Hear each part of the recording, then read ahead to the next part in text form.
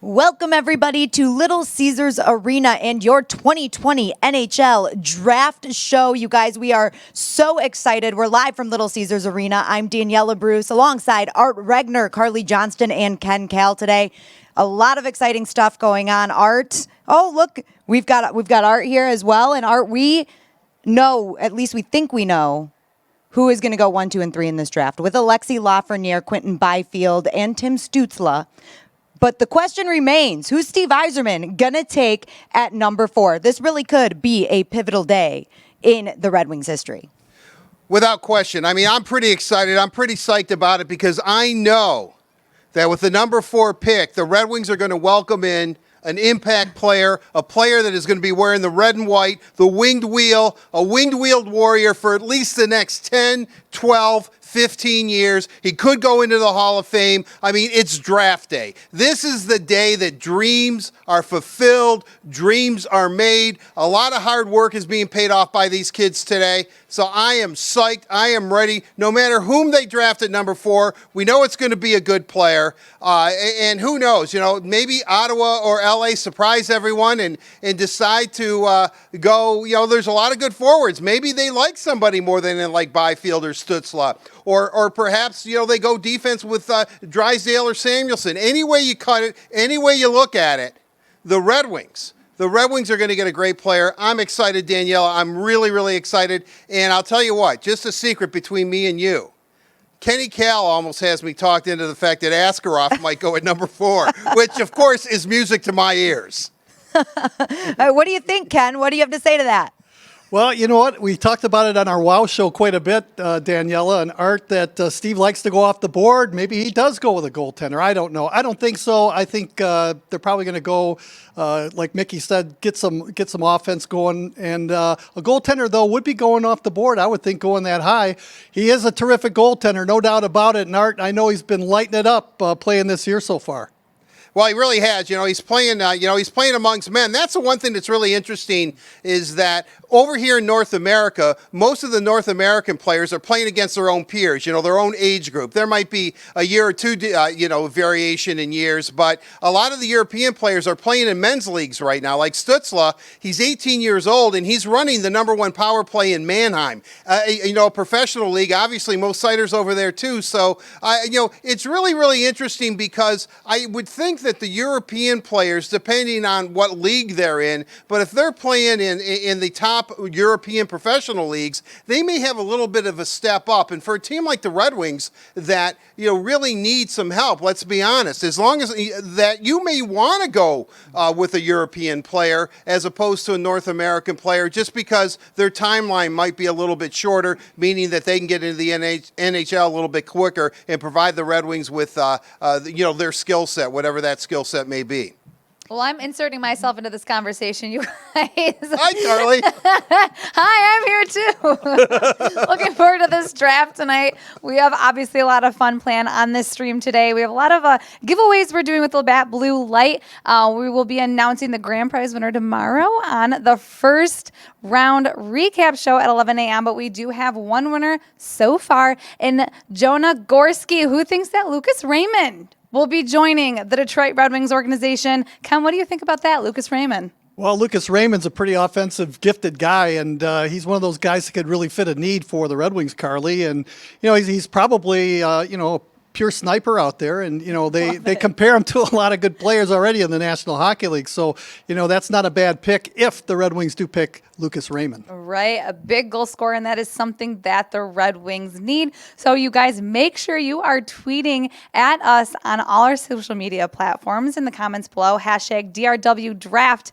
and we will get to your comments and questions. Ken and I will all stream along. So again, make sure you are sending in your comments and questions. We will tell you all who we think Stevie will be drafting later in the show. But again, let us know who you guys think will be drafted, and we will give you our comments. And until then, Daniela, take it away. Thank you, Carly. And Art and I are now going to be joined by a very special guest, a former Red Wing. Larry Murphy is joining us now. Larry, you're looking great. How you doing today? You've got to be pretty amped up. You're always excited, but I feel like today is a day that you are extra excited, extra amped up. It's funny. I'm obviously I'm very excited about today being the draft day, but I feel like things are much more serious right now. I mean, we've had a lot of fun, over the last few months talking about who they're going to pick. Now it's serious time. So, yeah, I'm a little nervous, even though I don't know why. But I mean, it's an exciting day, and looking forward to see how it plays out. Larry, I know you were a number 4 pick. Real quickly, can you take us back to that day when you were, sitting around the old cottage or the family estate in Ontario there, and your name was called? Yeah, far thing from a state, but I actually went to the draft. It was in Montreal that year, and as you point out, I selected 4th. The interesting thing is, I was contacted by other teams that picked before Los Angeles and teams that picked after Los Angeles. Never talked to the Kings, and then boom, 4th pick comes along, and I'm picked by Los Angeles. And what a tremendous day it was. You guys touched on it on the top of the show. I mean, it's a dream come true for a young kid. You play hockey just from the time you put skates on. It's just that the goal is always play in the National Hockey League. And then when you get drafted, boy, it's right there. You can smell it. And a very exciting time for me. And I'm sure these different environment today, they're not be able to gather at the draft location. Everybody's going to be at their house, but still, it's going to be fun to see the families are going to be all together. So you're going to get that real, there's going to be a lot of happiness, a lot of joy for a lot of kids today. Larry, we're going to take a look at some of those prospects that could be taken at that number 4 pick for the Red Wings this year. We're going to start with a couple of centers in Cole Perfetti and Marco Rossi. We'll start with Cole Perfetti specifically. And I know that you have said, even on the Word on Woodward, that you think we should build a team from the net out. But forward prospects, there's a lot of them in this draft. Looking at Cole Perfetti, he played in Saginaw, so the Red Wings had a chance to get a great look at him. Do you think that's an advantage for him in any way? Well, yeah, it's because of the proximity. He's very close in Saginaw. The Wings have had a real good look at him, and he's a guy that, as you point out, just great hands. He's not big, but very quick, and he's one of the, you touched on it, Daniela. There's I would say from 2 to 12 in this draft, there's a lot of talented guys, and we're looking right here at Rossi from Ottawa. He's a guy that there's the expectation if the Wings don't take him, that the Ottawa will take him. He's a guy that from Austria, another very talented guy. He led the Ontario League in scoring.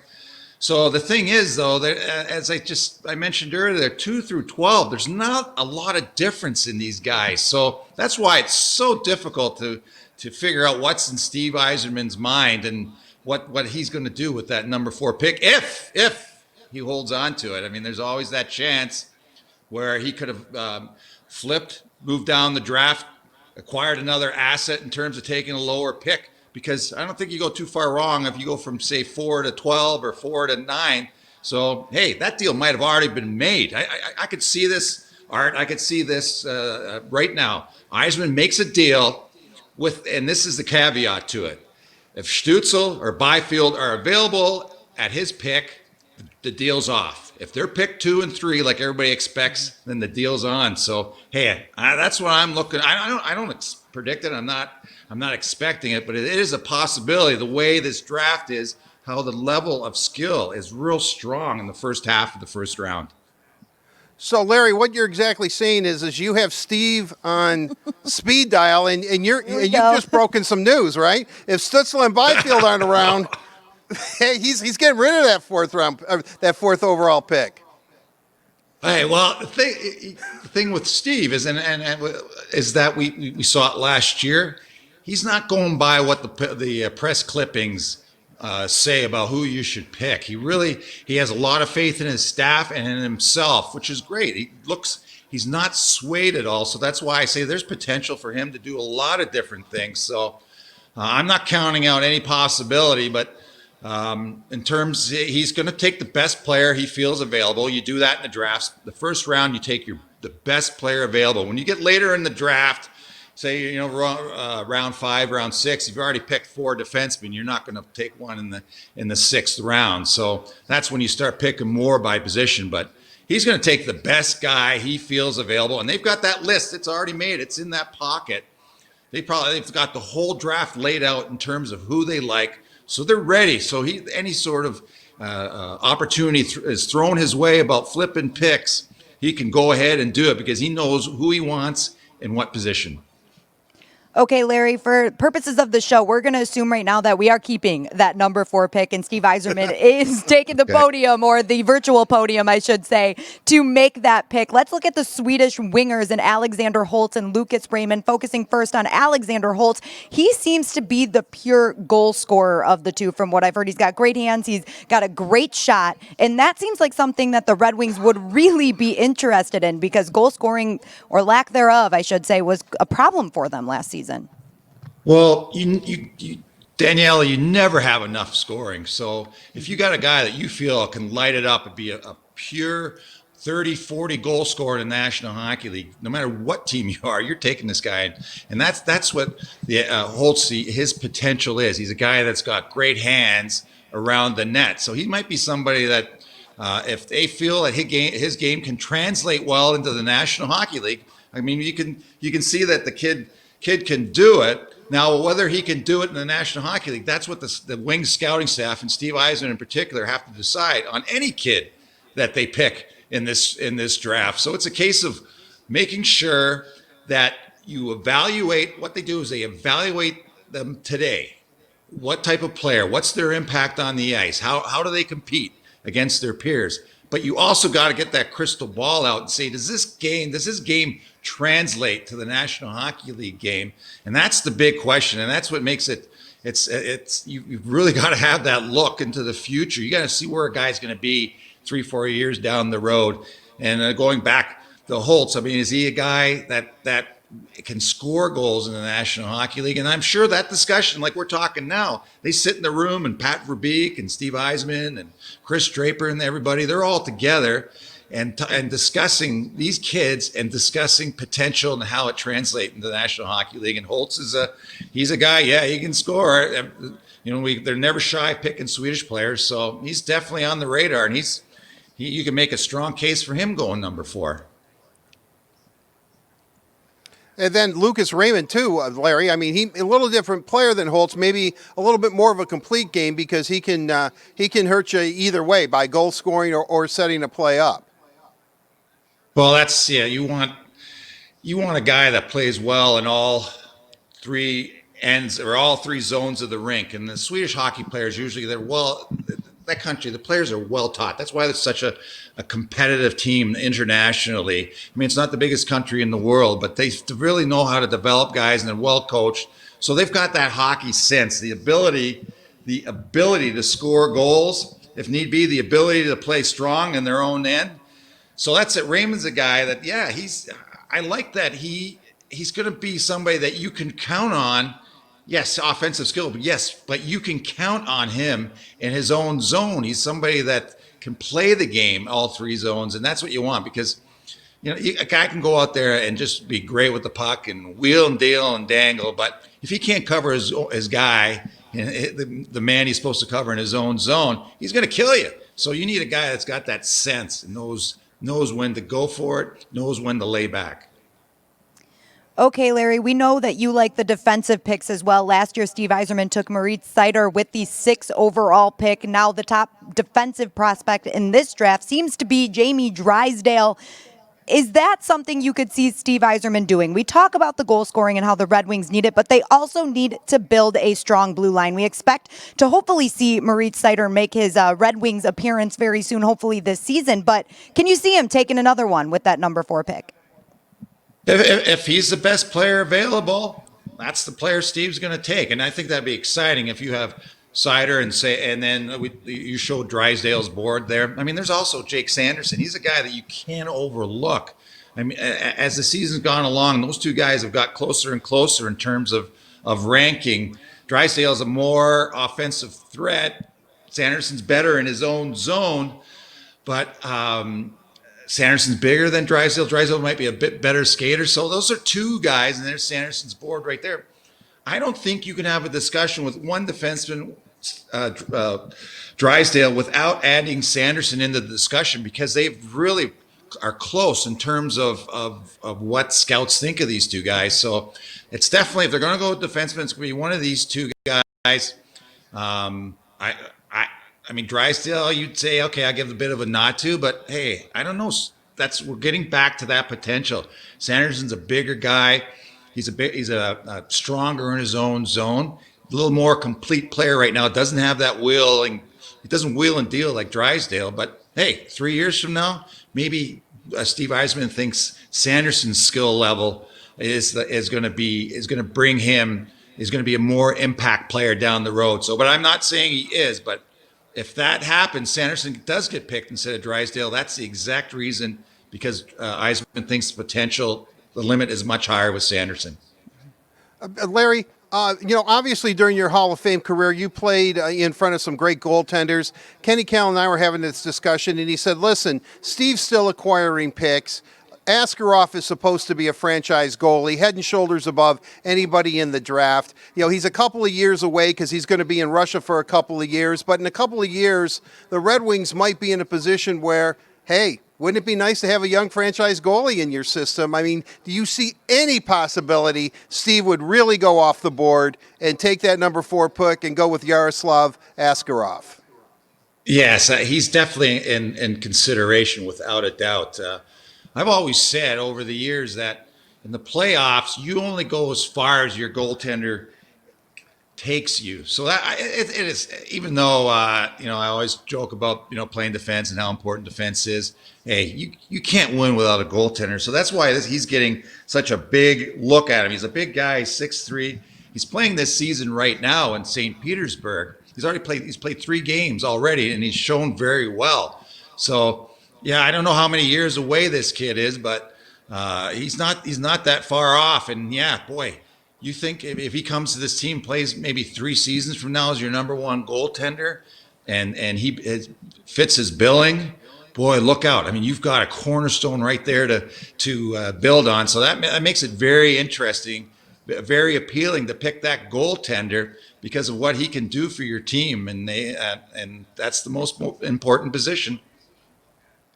Larry, we are all very interested to see what Steve Yzerman is going to do with this number 4 pick. Thank you so much for taking the time to join us on our 2020 NHL Draft Show presented by Labatt Blue Light. We really appreciate your time, and hopefully you're sitting back and you're getting excited for this draft. Well, I am, Danielle, and it's great to be on. It's great to talk about it, and I'm going to be glued to the TV at 7 o'clock watching. So, yeah, I mean, this is the next step in the Red Wings right here today. So it's finally here. October, but it's finally here, the draft day. It took a little longer than expected, but it's here. We're excited for it. And Larry, you were a number 4 pick yourself. So to close this out, we're going to go to a video of some other great number 4s that were drafted. Okay. Better off, back to Murphy, just onside the shot.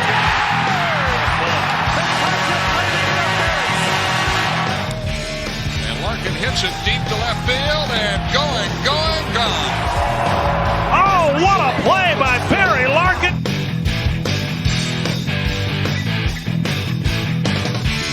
Through a hole to the 20, to the 30, outside, to the 40. What a turnaround.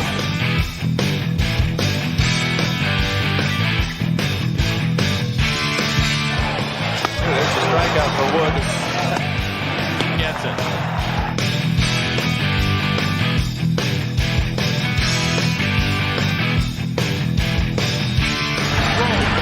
Intercepted at the goal line.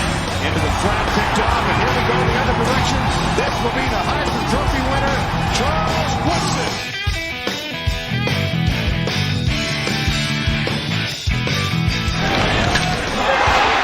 Ryan Zimmerman has delivered. Zimmerman to left. See you later.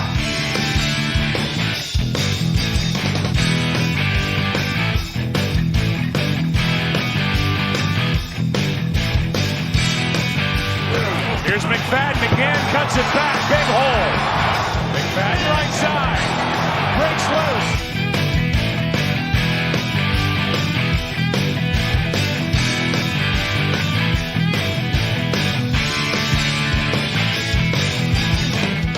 Moving, blue line chance. Score! Steve Yzerman! Detroit wins!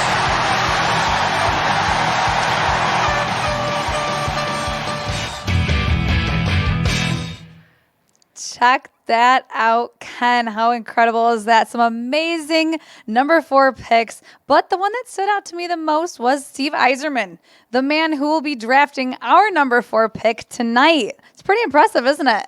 Certainly is, and I can remember back in 1983, I was watching the draft, and it's not like it is today where everyone watches, but I really had the opportunity to focus, and that was the draft where Pat LaFontaine kept slipping and slipping and slipping, and finally the Islanders took him third, and then the Red Wings got Steve Yzerman, so that was a good pick.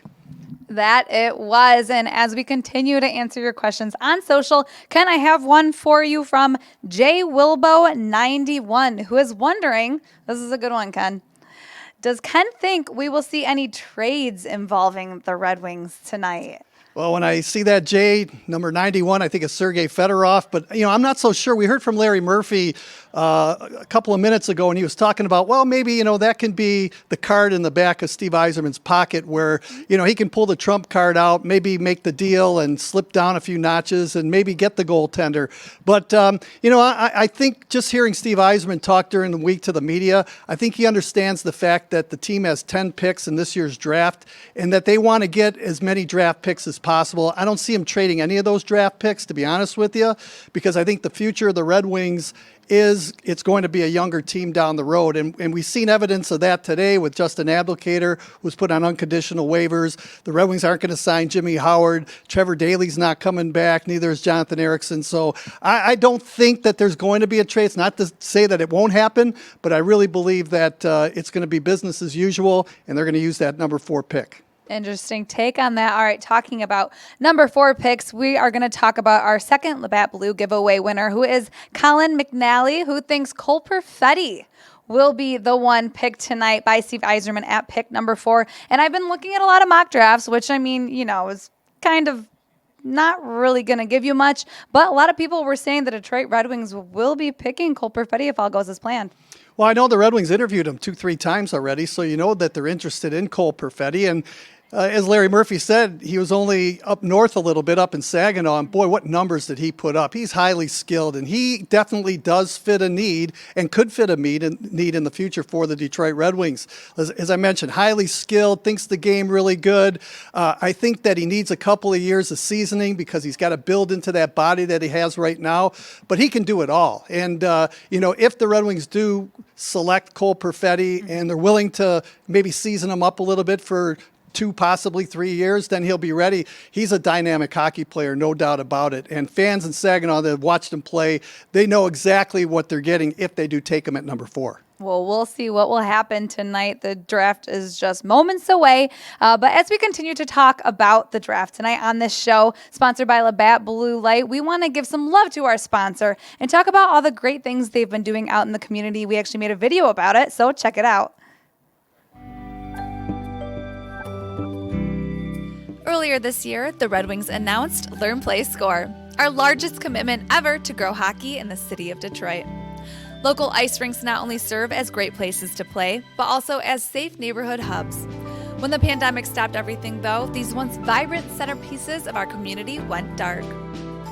For months, it's been all too quiet in Hockeytown.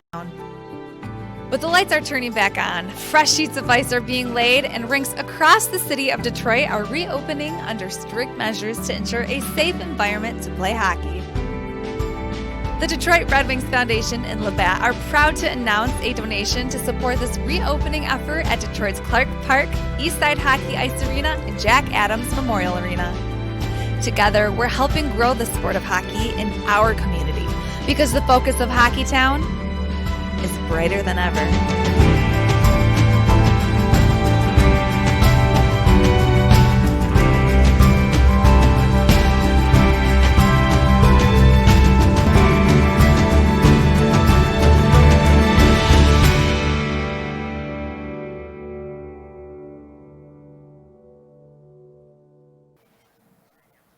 What a wonderful donation by the Detroit Red Wings Foundation and Labatt USA. Joining us now is the director of the Community Relations Department for the Detroit Red Wings, along with the Detroit Red Wings Foundation, Kevin Brown. And on the other side, we've got Anthony Benavides of Clark Park. You guys, thank you so much for taking the time to join us today. Thanks, Daniela. Thank you.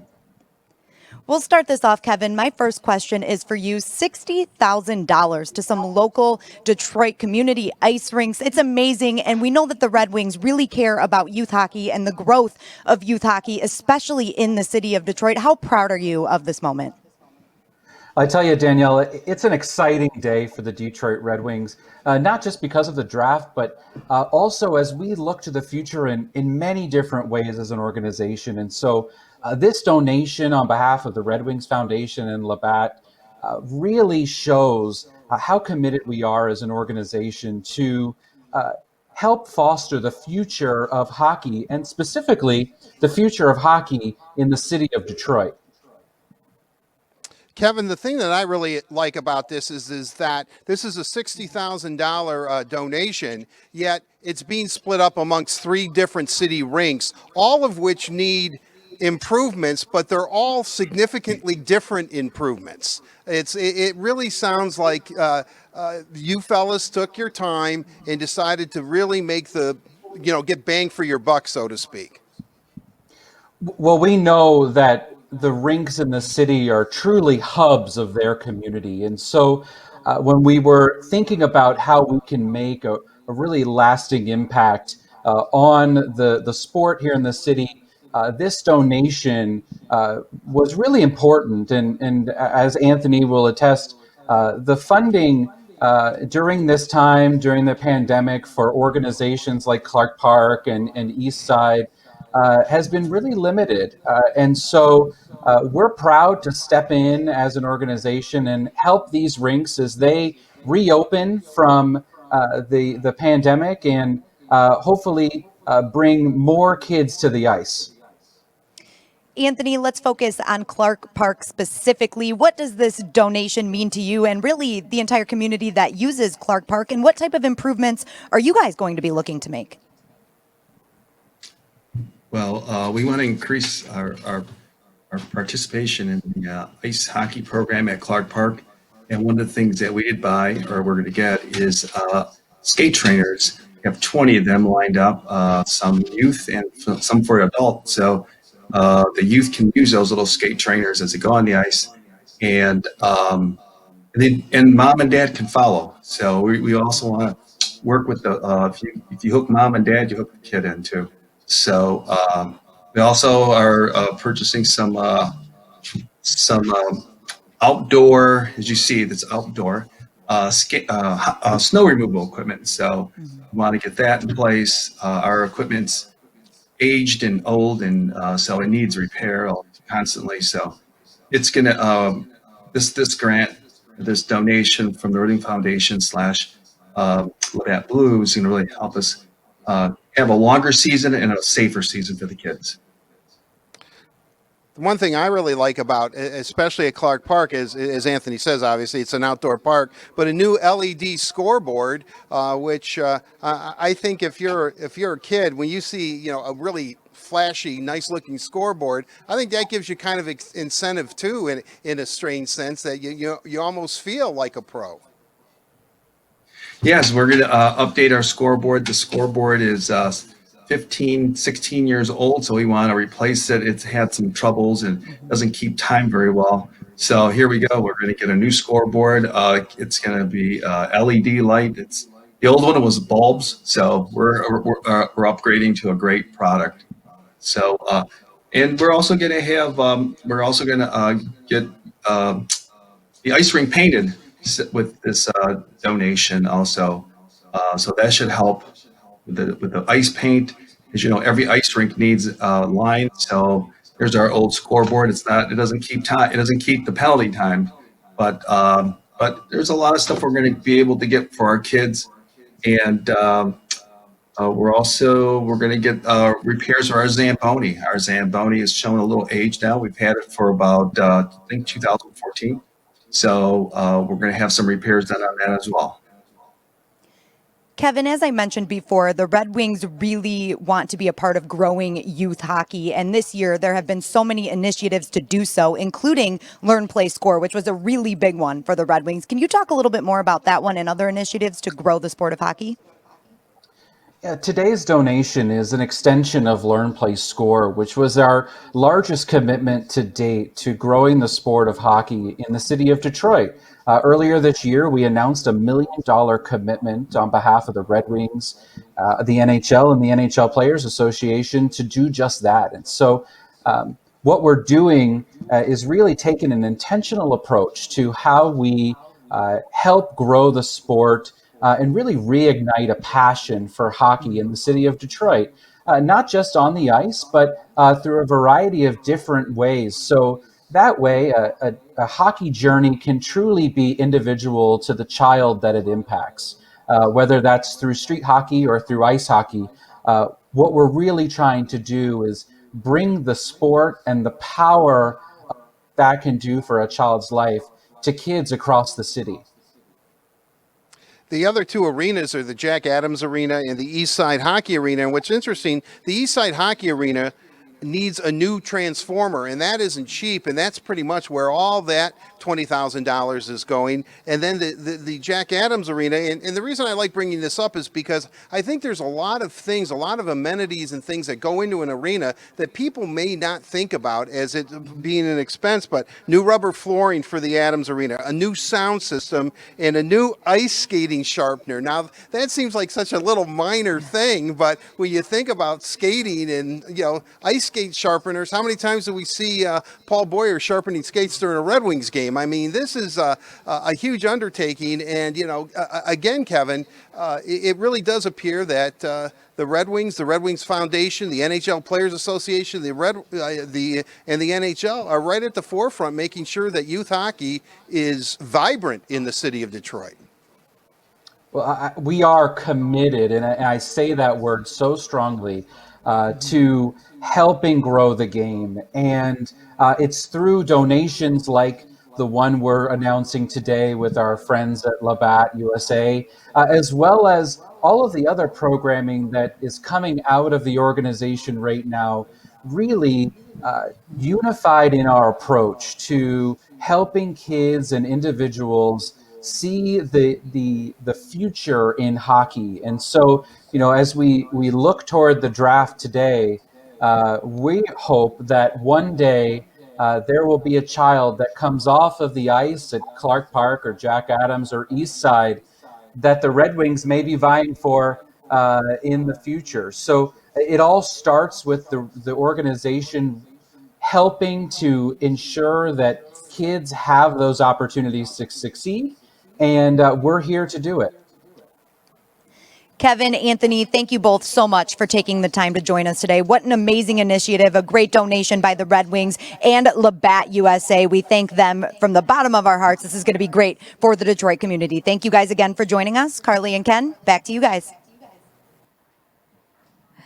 An amazing thing the Detroit Red Wings and Labatt are doing across the community. And Ken, we're going to head back on to social where we're covering everything that you guys are sending in. Keep submitting your questions and comments using hashtag DRW Draft. We'll try as hard as we can to get to all of them. But for now, Ken, I have a question from you from Russell Shire. Not so much about the draft, more so about the team. The question is, what he wants to know, when should we expect a new deal for Mantha and Bertuzzi? Those are two key players on this team.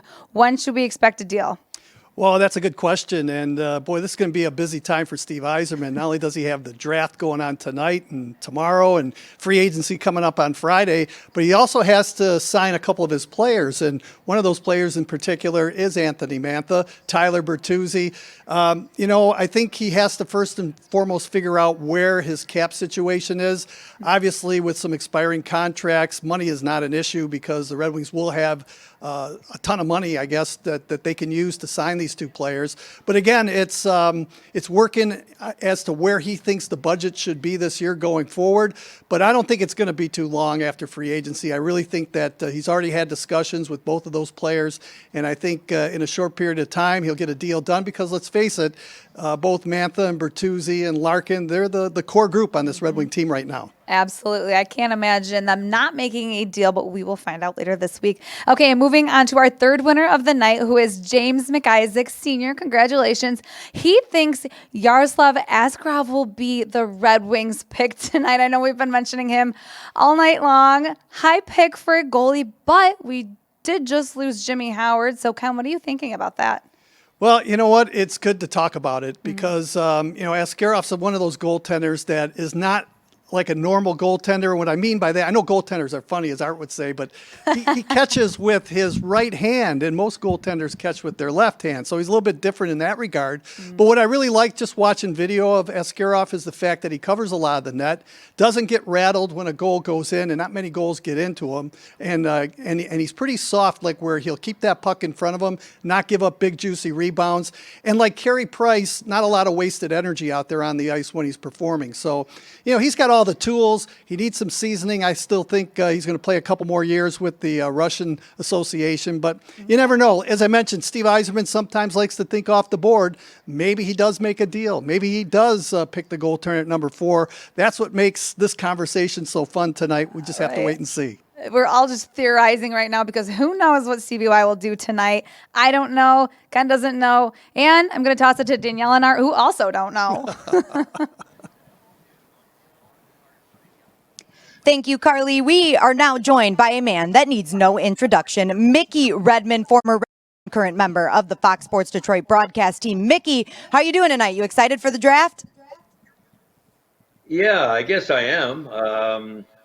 These drafts haven't been kind to us over the years, really. But you know what? We got a pretty good position, and there's lots of good players out there. So it's a long time in the waiting. Wonderful they got through that whole playoff without a COVID test positive, and this will be a good day to get her started for next year. Mickey, we have a lot of picks in this draft, and we know that the Red Wings need help in every position right now. Steve Yzerman has said that himself. In your opinion, what part of the ice, what position do you think they need the most help in? Well, he's right about that they need help in all positions. But I guess the first thing you look at is that last year we drafted Seider. He was kind of outside the box, and Steve, with his homework done, went after him. And obviously he had a pretty good first year, and more than likely he's going to be here next year. It makes me wonder whether we'll go for a defenseman again this year, or whether we're going to mix it up and maybe go for a goal scorer. I don't know that we'd go for a goaltender. This Askarov from Russia is really highly touted, but not too many goalies go that high in the draft. I guess it was my opinion right now. I'm betting we're going to go with somebody who's got offensive skills, and think that Seider will be here next year to shore up the defense. Mickey, the Red Wings made a couple of moves during this offseason. One was to acquire Mark Stahl, a veteran defenseman. He played for, I guess, a little over 15 minutes a game with the Rangers, but he was on their top penalty killing unit. Maybe your thoughts about the Red Wings blue line going into this season, especially if Danny DeKeyser comes back. I know that Jonathan Ericsson and also Trevor Daley, Steve said, would not be back. But do you like the Stahl move? Do you see what Steve's doing there? Well, I think having the cap room dollar-wise, you grab a veteran like that that's got a pretty good, pretty high contract, and can still play, and you get a draft choice. So, I mean, he's obviously still stockpiling draft choices for the next couple of years. I think that was the key to that whole thing. And with Daley and Green and who's the third guy that's gone? Jonathan Ericsson.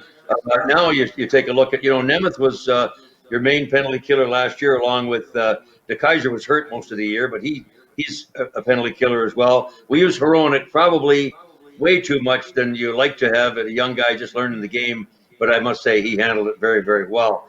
Biega, a right-hand shot, is still going to be there. Don't forget about Lindstrom, because that guy only played 26 games, and boy, did he look comfortable. So I think they're going to have a good young core of defense there, and Stahl's going to complement that, and that second pick next year could be valuable as well. Mickey, your guess is that the Red Wings are going to go with a goal scorer at that 4th pick. Yourself being a former 50-goal scorer, what does it take for a player to be that caliber, a 50-goal scorer, especially in today's NHL? You're asking me how did I score 50? I have no idea. I don't know. You know what? I think you're not looking to draft a 50-goal scorer. But understanding the game, and people just don't have any idea how difficult it is for young players to come in and just get the whole picture. It's a much bigger picture than just finding the back of the net. Being in college, being in junior, or wherever you were overseas is totally different than getting with a bunch of men that play this game at the highest level in the world. And you just have to learn to read the tea leaves, as I like to say. There's a lot more goes into goal scoring and playing this game at a high level than just having a lot of skill. Skill is obviously important, but what's between the ears is really, really important. That makes difference between average players, really good players, and great players. The guys that can process quickly, be 2 or 3 steps ahead, and understand how that game is going so fast and where they need to be anticipating. That's really the key for a player, and it's impossible, I must say, for the most part. Outside, if you're a Connor McDavid, maybe a Matthews from 2 years or 3 years ago, to know what's in a guy's head and in his heart at 18 years old. That's why the draft is so darn difficult. Mickey, Steve has been really honest the last couple of seasons saying that there were jobs open. Today, the Red Wings made a move. They put Justin Abdicator on unconditional waivers to give him his release. His contract's being bought out. Your thoughts on Abby as a longtime Red Wing, and how does this impact the forward core, do you think? Is it time for a Rasmussen, a Veleno? I think Zadina's already on the club for some of these youngsters to take the reins. Well, there isn't any question about that. They open the door, and young players have an opportunity to step in and not only get their foot in the door, but slam it down and make just. Steve Yzerman's a great example when he was 18 years old. And they were going to send Steve back to junior.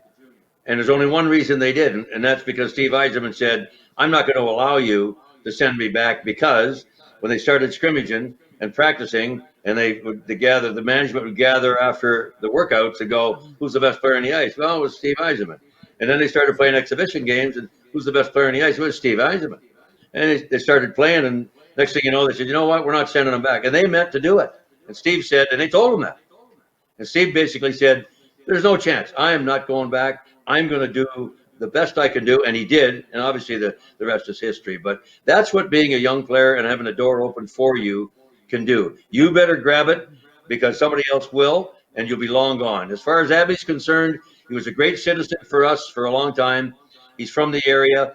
He had a tough year last year, had some injury problems. The way he played the game the first several years in this game, pretty hard in that body of his. So where that leads, who knows whether he'll try to sign on somewhere else or not and continue his career. It remains to be seen. But whatever he does, what a great gentleman Justin Abdicator was, and we wish him well. Mickey, another player that will not be getting a contract from the Red Wings is Jimmy Howard. And you mentioned earlier that 4 may be too early to take a goalie in the draft. How do you think the Red Wings will draft or address that hole on the team? Well, there's lots of free agents out there. Now, I don't know whether Steve Yzerman would go and grab a Holtby out of Washington, guys like that. There's Matt Murray has come available with Pittsburgh. They may want to move him. Obviously, Bernier had a good season last year, and they're going to, at this point, use him to mainstay the net so far this year. Unless they can get a good, solid veteran guy like Bernier to split the goaltending with him, and for reasonable money. That's going to be the key. Are they going to go out and sign a Holtby or somebody like that for $7-8 million a year? I doubt that. No, because the rest of the team is too young and too vulnerable, defensively, to put a guy at stake and pay him $8 million to get shelled. And that's the judgment you have to make when these things are being decided on. At what the timing of what we're doing is as important, if not more, than what we're actually going to do. Timing's the key, and I don't think they're ready for that yet. Mickey, it appears that they're going to sign a goaltender in unrestricted free agency. Do you see them trying to upgrade either on defense or forward through unrestricted free agency? Not at high money. Absolutely not. They're not ready for it. They can't rebuild this thing overnight by spending like we used to back in the day when Nashville's overall payroll was $30 million, and Mr. Illich was spending like crazy, and we were 85 million. We had Hasek, we had 3 goalies at 18 or 20 million. It was crazy times. I forget who the 3 goalies were. Manny Legacy was one of them. Those days are gone, and that cap is stuck down for a couple of years because of all this the setback for COVID at about 81 million. No, I don't see that happening, Art. It's going to be driven by money. And are we ready? Is the overall team, the 23-man roster, this organization ready to invest in guys at high money for a lot of years? That time is not today yet. Well, Mickey, we won't keep you for too much longer, but we do have a little bit of a surprise for you. So I'm going to toss it over to Carly, and she's going to tell us what we have in store right now. Hey, Okay. Mick, how's it going? Hey, okay. Going great, Carly. Good to see you. Going great, Carly. Good to see you. Good to see you. It's not just me here. I got Ken Kale next to me, 6 feet away, of course. But we're also going to be joined by a very special guest, Dave Coulier. Is that you? Hi. Oh, my God. Did we draft him? Did we draft Coulier?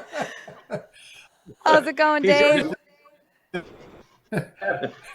You're a I got defenseman, very aren't you? excited. He's frozen. I am a defenseman. I'm a defenseman. Oh, yes. he's back.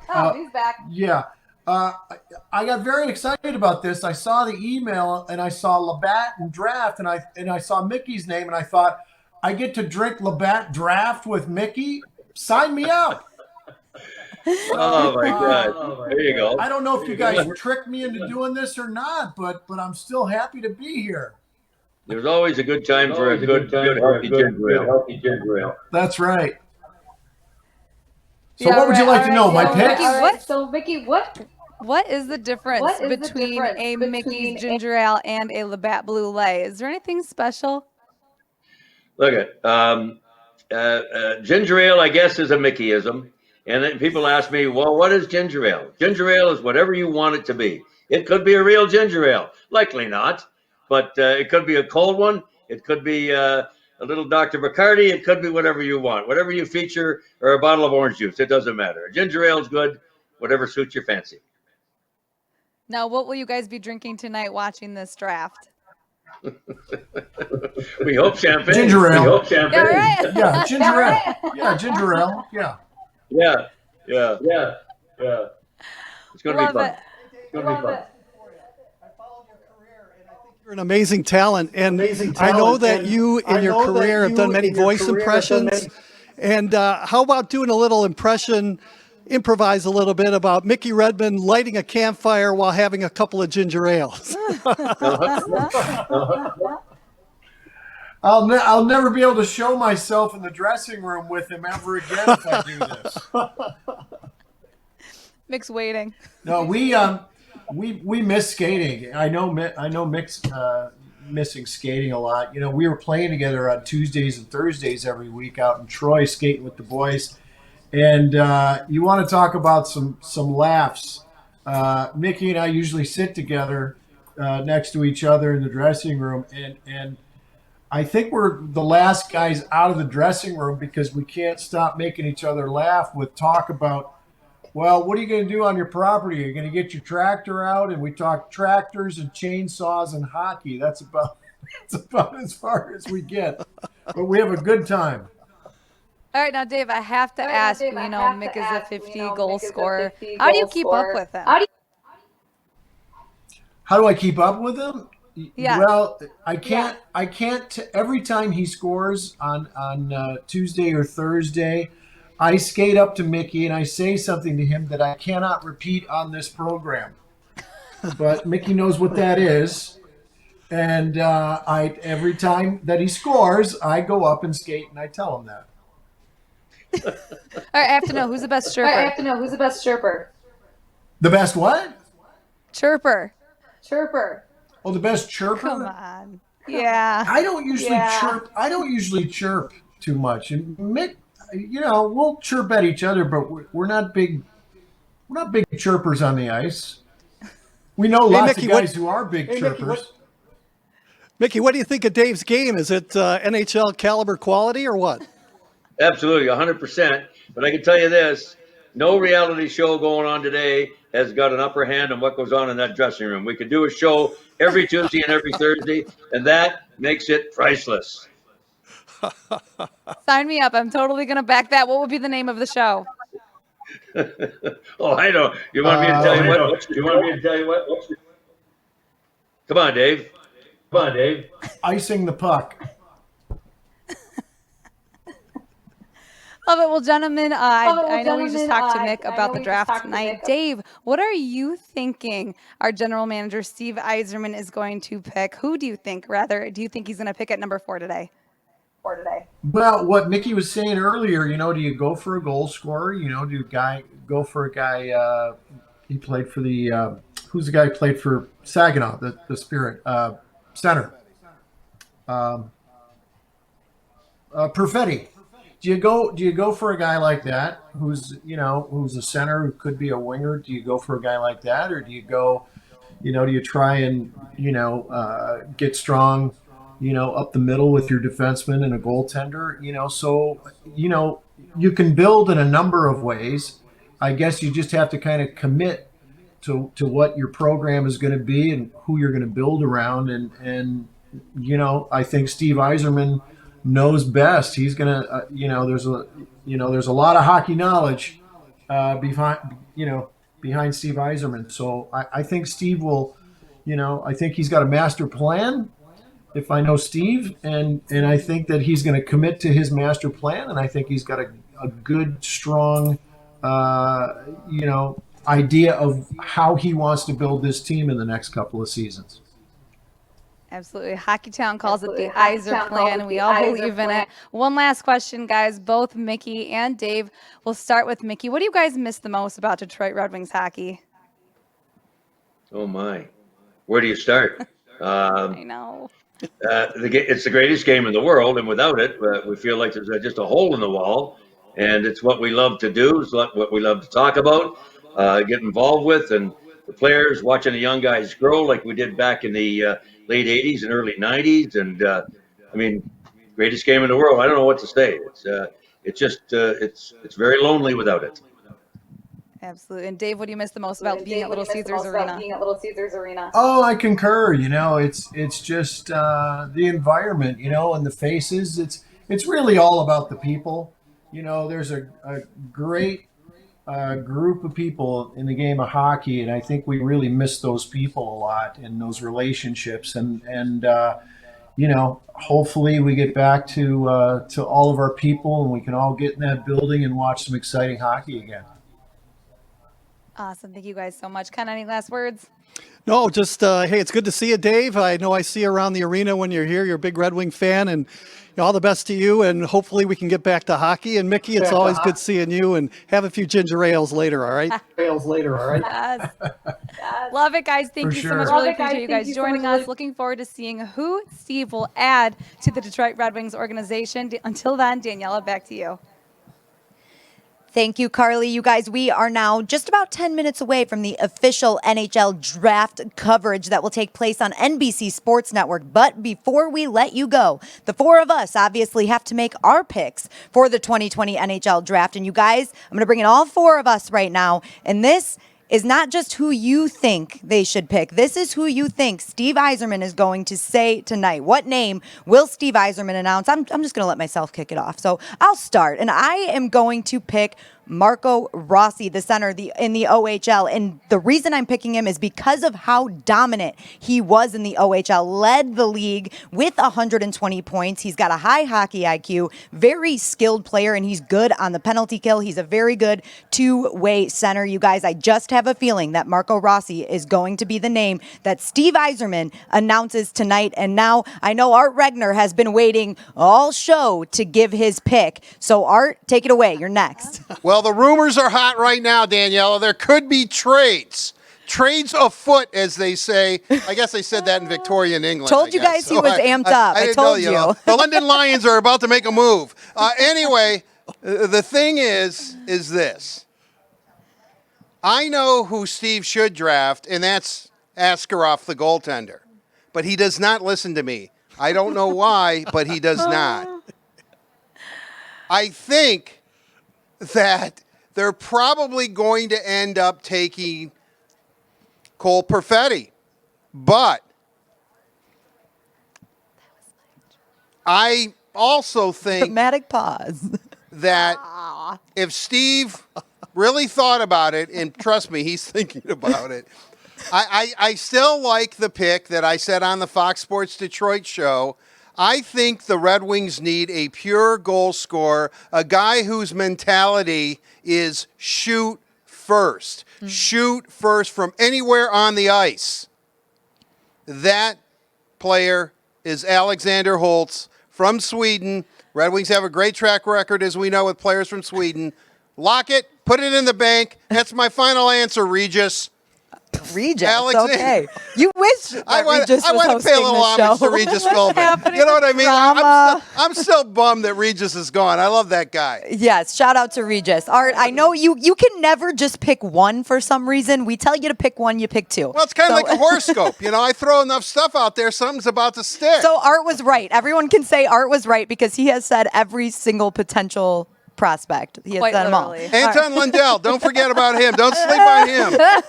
All right, Carly, you go next. I know that you have to give away our last fan prize before you make your pick. That is right. And our last fan prize goes to Elise Johnson, who picked Jamie Drysdale, defenseman, who I said earlier in WOW, I thought maybe, adding some depth to the blue line would be a good idea. But I don't know. I agree with Art. I really do think we need a good goal scorer. So who do I think Yzerman's going to pick? He likes to throw curveballs. So I don't know about this one, but I'm going to go with a safe pick in Cole Perfetti, all right? He was with the Saginaw Spirit in the OHL, an elite playmaker, great stick handler.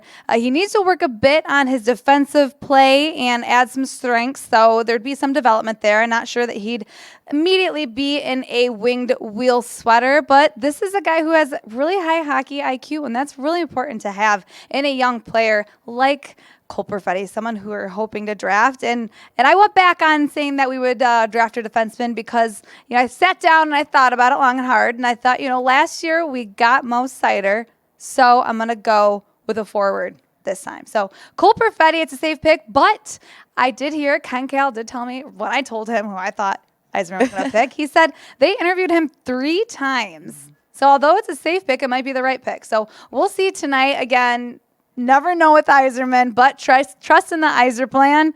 But Ken, I'm dying to hear who you're going to pick. Who you think Yzerman's going to pick? Rather. Well, that's the key. The key is what's Stevie going to pick. And I know I said Marco Rossi in our preview show.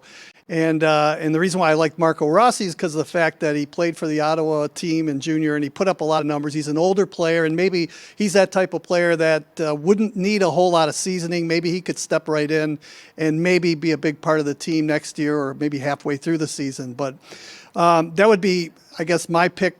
But we have to go with what Steve Yzerman's going to pick. I don't know what Steve Yzerman's going to pick, but I will say this. I agree with Art in the fact that I think the Red Wings need some balanced scoring. And, Alexander Holtz is a guy that can put the puck in the net. He's a pure shooter, pure scorer, likes to hang around the crease, and usually can finish. And the thing about him, too, is the fact that he's played against older players. So the adjustment into the National Hockey League, I don't think will be as difficult as maybe some of these other guys. So nobody's picking a defenseman. I think the Red Wings need strength up front. They need balanced scoring. And with that said, I think Steve Yzerman's going to go with Alexander Holtz. All right. So the 4 of us all pick forwards. Art, I have a question for you because I know earlier in the year, as we said, you have named every prospect at least one time. Jamie Drysdale might have been your original pick for the Red Wings to take once we found out that we were picking in that 4 spot. Why did it change? Why are the Red Wings not going with Jamie Drysdale? I think at this point, I think that just the maturation of Mo Seider, I think the season that Tumisto had, Seth Barton played really well in this first year in college. I think when he really looks at the defensive core and the young prospects, unless Drysdale was a wow-type player, I mean, just so good that you had to have him, just because he's the best defenseman in the draft, and remember, Jake Sanderson's moving up too.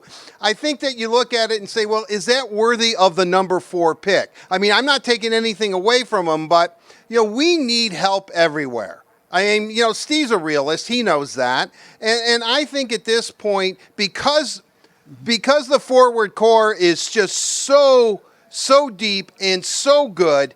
I just think at this point, I feel pretty good about my defense if I'm Steve Yzerman, my defensive prospect. So I'm going to go right to a forward, somebody that I can help. That's why I think at this point he's going to go with a goal scorer, the pure goal scorer. That's why I'm going to go with Holtz. But that's why I think he's going to go forward too, Daniela. Although Drysdale, don't sleep on him. Don't sleep on any prospects, okay? None. Ken, one last question for you. You also say Alexander Holtz, but the other Swedish winger and Lucas Raymond has been making his way up the prospect list too. And the differences that we've heard between these guys is that Holtz is actually the pure goal scorer and that Raymond may be more of the setup guy, but that's important too. So why do you think it's ultimately Holtz when you're looking at just those two prospects? Well, when you look at the team, Daniela, I think we have a lot of players on this team that are pass first, shoot second type players. And you really need a guy that can just be your pure goal scorer. Now, Anthony Mantha, to me, is one of those guys as well that when, if he shoots the puck 9-10 times during the course of a hockey game, over the course of time, based on the percentages, over the year, he'll score 40 goals, but he's got to shoot the puck. But I think at times, Anthony Mantha likes to pass. He likes that pretty setup, to maybe Bertuzzi or Larkin, when he should really shoot the puck. The thing about Holtz is that when he gets it, it's off his stick and it's going in the net. So I'm not going to say that if they do draft him, he's going to come right in and score 50 goals like you guys were talking to Mickey Redmond. All I'm saying is that in time, you need somebody that's going to be able to shoot the puck and put it in the net on a regular basis. And what that will do is it will give you balanced scoring and also help you on the power play as well. You can't just score 170 goals in a season. You can't average 2.1 goals per game and expect to win the National Hockey League. Doesn't happen. Those numbers have to go north. And if you can get some guys in this draft, maybe next year's draft, that can be pure shooters and pure scorers, you're going to increase those numbers and you're going to increase your chances of winning as well. Well, you guys, we are just minutes away from finding out who the Red Wings will take with that number 4 pick. I know Carly and I have both been all over social media kind of watching what all you guys are saying, and everybody seems to be a little bit different. So I can imagine that you are all just as anxious as we are to see who Steve Yzerman is going to pick. Get over to NBC Sports Network for your official draft coverage. We will be back with some initial reaction after that 4th pick right here on Red Wings social media and DetroitRedWings.com. We will also have the Steve Yzerman press conference following the completed first round later tonight and tomorrow. We will be back at 11 a.m. with a first round recap. Thank you guys so much for tuning in to today's 2020 pre-draft show presented by Labatt Blue Light. We'll see you in a little bit. Head over to NBC Sports Network.